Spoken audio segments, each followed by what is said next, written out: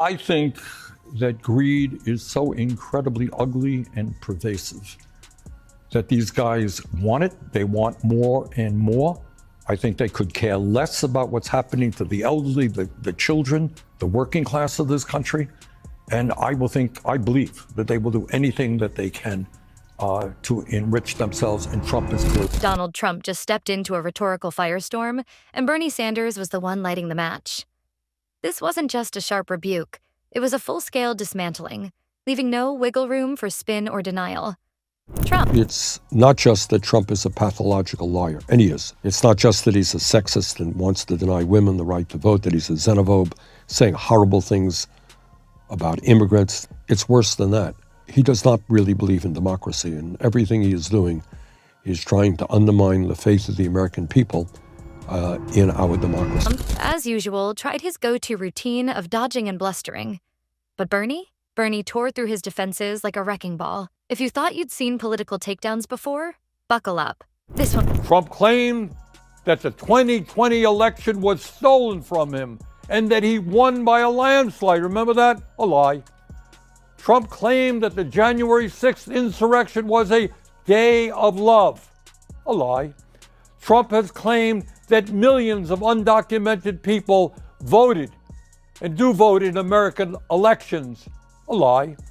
Trump has claimed that climate change is a hoax originating in China. A lie. It was brutal. Let's be real. Trump doesn't just lie, which he does constantly.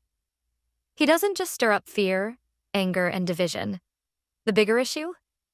He doesn't actually believe in democracy. Every false claim, every grievance-filled tirade, every attempt to undermine trust in elections is about one thing: convincing Americans that their voices... It's not just Medicaid that Trump's budget would cut. It would also cut nutrition assistance by at least $230 billion. Now, I want you to think about that for a moment.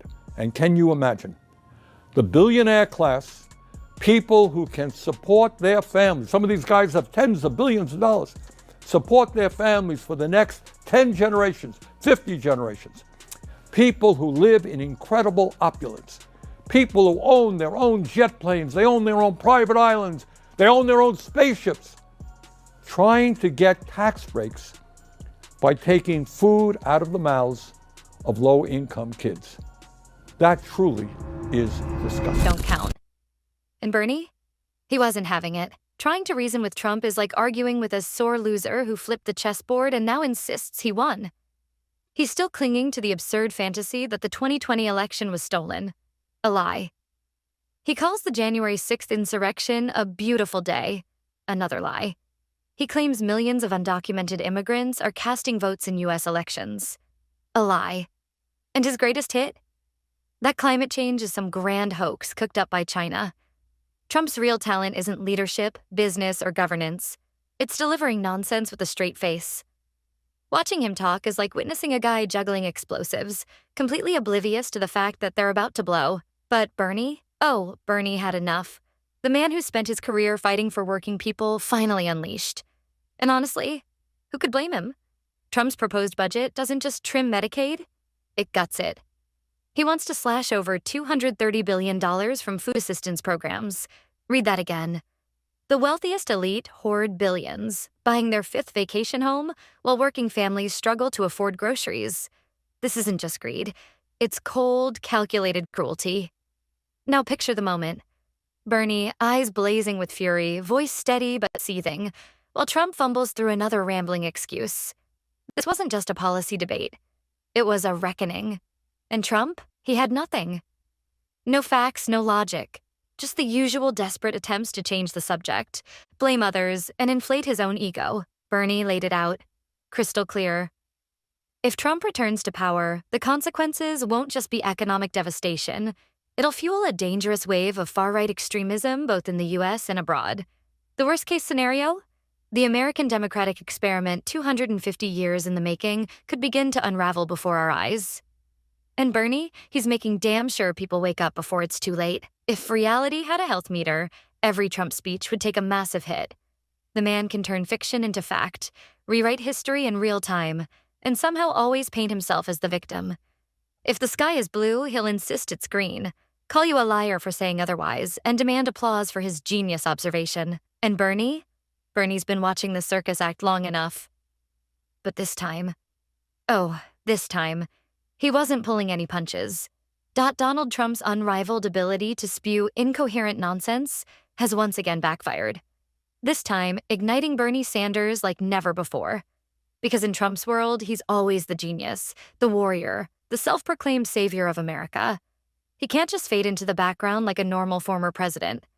No, he needs the spotlight, constantly declaring himself the greatest to ever do it.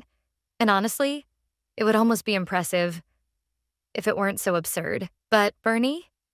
Oh, Bernie was locked in. This was less of a debate and more of a masterclass in dismantling delusions. Trump took the stage with his usual cocktail of self-praise, historical rewrites, and over-the-top bravado. But this time, Bernie was there to fact-check every word in real time. Let's just appreciate the contrast for a moment. On one side, Bernie Sanders, a man who has spent decades fighting for working-class Americans, calling out corporate greed before Trump even figured out how to slap his name on cheap steaks and failing casinos. On the other side, Donald Trump, a man whose entire persona hinges on convincing people he's a business genius while dodging bankruptcy like it's a competitive sport. A guy who cares more about gold-plated toilets than actual policies. And tonight, Bernie wasn't playing around. You could see it in the way he adjusted his glasses.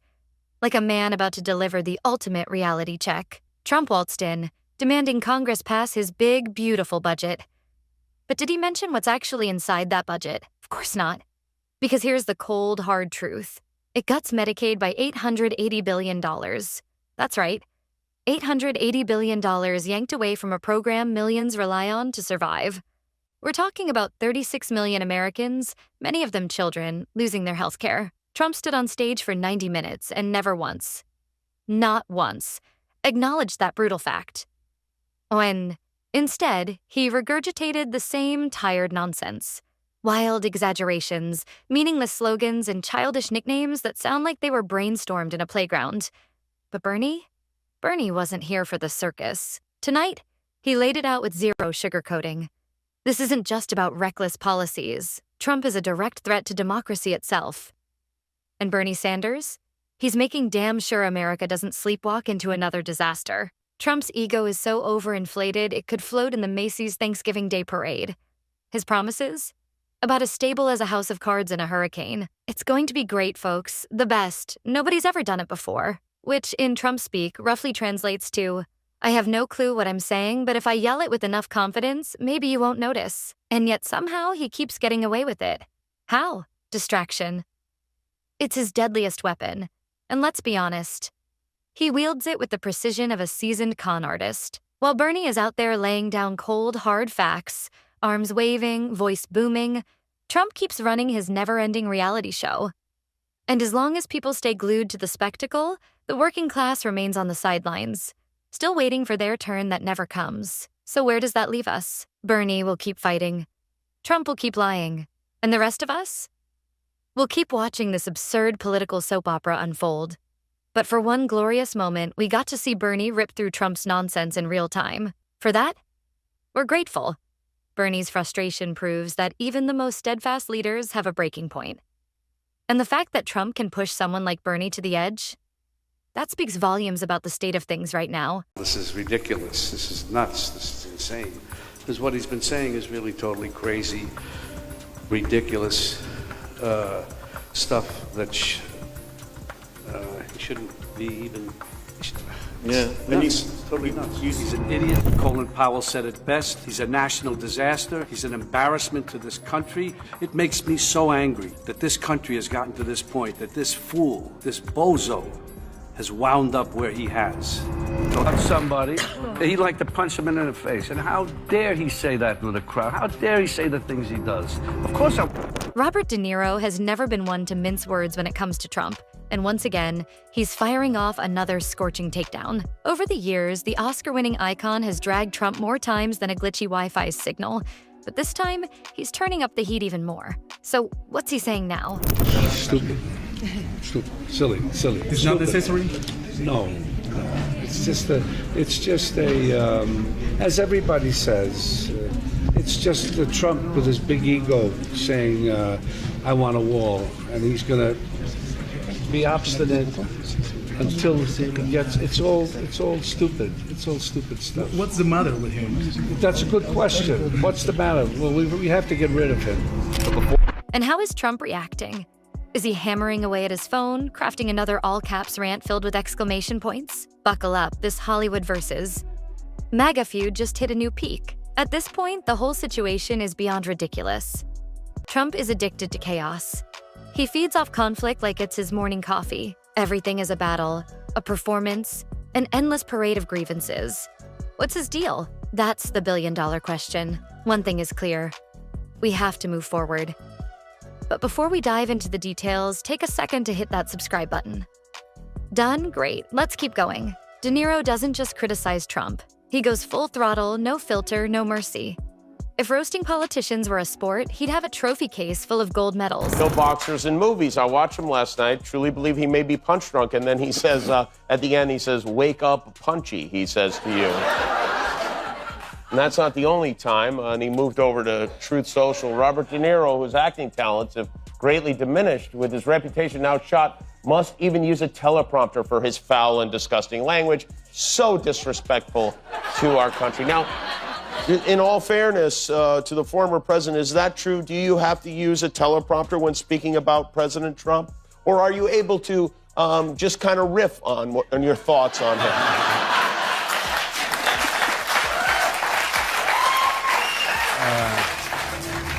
Yeah. He's been calling Trump out for years, and this latest round is no exception. I can't stand bullies, De Niro says. People who use fear, threats, and intimidation to cling to power. It might work for a while, but eventually they fall. Chance. Why won't you give the president a chance, Robert De Niro? No, you're right. That's what I said right after he was elected. Give him a chance. I give everybody the benefit of the doubt. This guy has proven himself to be a total loser. De Niro. And now we have Trump, who thrives on revenge and division. He wants to punish his enemies, throw women in jail for getting abortions, gut Medicare and Social Security, deport millions, and even use the military against his own citizens. And what about the MAGA politicians? They're too afraid to stand up to him, bowing down while he steamrolls over democracy. But we're not scared. We won't back down for a second. The only way to stop this is by voting them all out. Every last one. De Niro's takedowns have become legendary. Part political rant, part stand-up routine, all razor sharp. He's called Trump a mutt, a fool, and in one perfectly executed line, a complete loser. No boxers in movies. I watched him last night. Truly believe he may be punch drunk. And then he says, at the end, he says, "Wake up, punchy," he says to you. And that's not the only time. And he moved over to Truth Social. Robert De Niro, whose acting talents have greatly diminished with his reputation now shot, must even use a teleprompter for his foul and disgusting language. So disrespectful to our country. Now, in all fairness to the former president, is that true? Do you have to use a teleprompter when speaking about President Trump? Or are you able to just kind of riff on your thoughts on him?